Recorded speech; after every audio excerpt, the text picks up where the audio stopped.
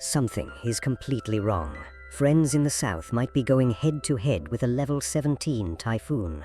When monitoring data for the newly born typhoon embryo came out, all the experts fell silent. Wind forecasts are forecasted to soar above level 17, and it was even compared to last year's Queen Bee that swept through East Asia. Even more frightening, it didn't only grow stronger at its doorstep, but began rapidly absorbing ocean energy in the depths of the Northwest Pacific as soon as it formed. Will it actually attack China's coast? Jiangsu, Zhejiang, Shanghai, Fujian, Taiwan? Who will face this giant beast at sea? Let's first clarify the timeline. On July 2nd, Typhoon Bawi, the 9th typhoon of the year, formed in the Northwest Pacific. This name is not unfamiliar. The previous typhoon, called Bawi, moved northward in 2020, leaving a deep impression on the Yellow Sea and Bohai Sea areas in the northeast. But this time, the truly frightening thing about Bawi isn't its name, but its rapid development.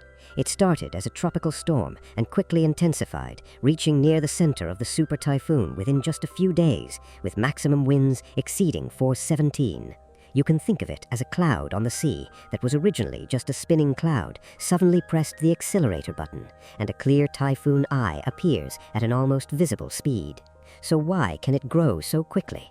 Typhoons don't go mad out of thin air. Their fuel comes from seawater. The Northwest Pacific region through Bawi generally has high sea temperatures, like a giant pot of soup repeatedly heated by the sun. The evaporation of seawater carries heat and moisture to the base of the typhoon, where the air arises and condenses, releasing more latent heat. Once this process is cycled, typhoons are like offshore heating engines, spinning faster and tighter. More importantly, the upper air wind shear is weak. Without strong winds, the structure is torn apart. In other words, the ocean is feeding it, and the atmosphere is not blocking it. This is the underlying logic behind Bawi's explosive enhancement. What truly worries people is where it will go next. The typhoon's path isn't just where it wants to go. It's like a giant ship without a steering wheel, mainly pushed by the surrounding atmospheric circulation. The most critical driver this time is the subtropical high, which can be understood as a blockage. With an invisible atmospheric high wall, it is very difficult for a strong typhoon to turn northward and can only move west-northward along the edge of the wall. Once it retreats eastward, the typhoon may find a gap, turning toward the sea or heading toward Japan. The current issue is that Bawi is approaching China's eastern sea area, and the change in the position of the subtropical elevation directly determines whether it moves east of Taiwan and the sea northward or further toward East China and Fujian. This is also why the same typhoon can make people in different places tense at the same time, because they are truly close. Previously, the route was only 100 or 200 kilometers apart, but the consequences could be completely different. A bit further east might just border at sea, while a bit further west means coastal cities will face direct pressure. What you see on your phone is just a thin path, but in reality, what truly rushes towards you is the whole storm. That line is not the answer, but the central axis of risk.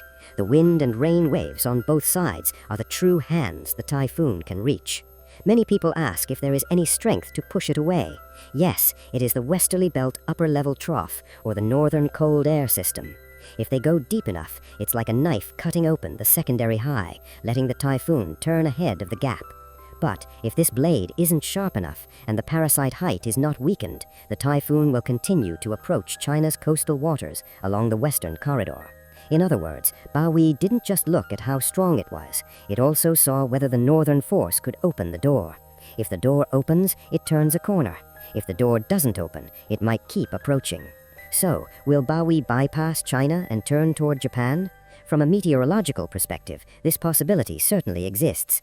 Historically, there is a classic type of trajectory called the parabolic path in the Northwest Pacific typhoon.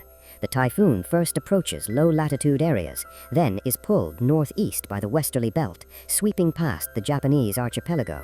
But whether this path can be cleared depends on whether the secondary highway can retreat eastward in time. The last thing you can do now is to take a single forecast line as the final conclusion, but never mistake typhoons for being dangerous only when making landfall. Many typhoons do not actually cause disasters by the central wind, but by the layers of spiral rainbands which can spread far away. Heavy rain is thrown far over coastal mountainous areas and cities. Short-term heavy rainfall can trigger flooding, flash floods, landslides, or mudslides, as well as storm surges and seawater being pushed ashore by strong winds and low pressure. Low-lying coastal areas, ports, aquaculture areas, and cross-sea bridges may all come under pressure in advance. What you see is the pathline. What truly rushes towards you is the entire storm. The typhoon's center hasn't arrived yet, but the risk may have already arrived. What's even easier to overlook is the false calm of the typhoon eye.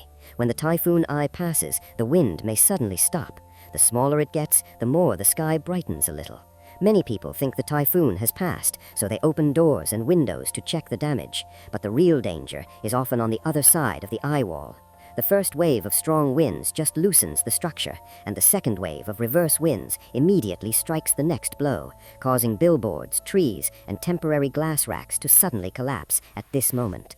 The most deceptive thing about Typhoon is disguising the most dangerous midfield as the end. So whether Bawi will actually land is not something to guess now, nor to gamble. The most important thing for coastal areas is to keep a close watch. For early warning, collect balconies, flower pots, clothes racks, and miscellaneous items. Check doors and windows, and prepare drinking water, emergency food, flashlights, and power banks. Don't watch giant waves by the sea. Don't go to valleys or low-lying areas in mountainous areas. And don't hesitate when you hear a relocation notice, because the biggest fear in typhoon defense is not knowing it, but knowing it might come, but always feeling it's too late. Humans already have satellites, radar, supercomputers, and even AI forecasting models that can monitor storms deep in the Pacific by days. But no matter how powerful the model is, it cannot completely control nature. What truly terrified Bawi was not just the wind above level 17, but that it had put a problem ahead of time for all coastal cities. While you're still staring at that pathline, the storm may have already begun to encircle you. True security never starts to panic when a typhoon arrives, but because while it's still at sea, you have already done all the preparations.